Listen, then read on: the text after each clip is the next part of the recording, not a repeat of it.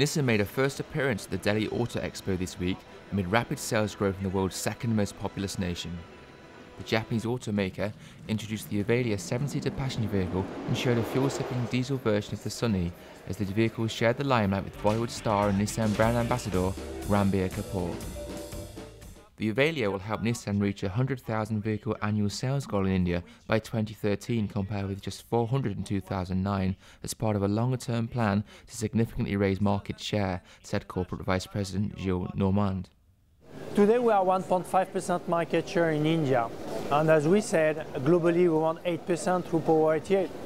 There is no reason we should not be able to capture similar share in India. Delhi Auto Expo 2012 that runs through Jan 12 features about 50 new vehicle launches and aims to build on 2010, which the organisers claim was the second most visited auto show globally.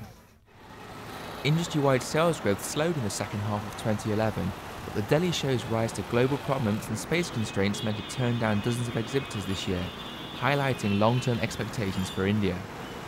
India is still about a fifth of the size of China. I would expect Indian car sales, which were below 2 million, below 2 million this year, to sort of grow at about an average of about 10% a year over the next 5 years.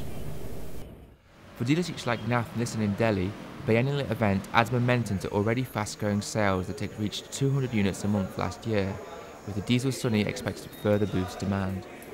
Yeah, it's the first time they participate, and the best thing is that we are here with the good models and the good competitive models with a good pricing. India is an important market for Nissan's mid-term growth strategy, and this year's Delhi debut marks its commitment to further sales expansion.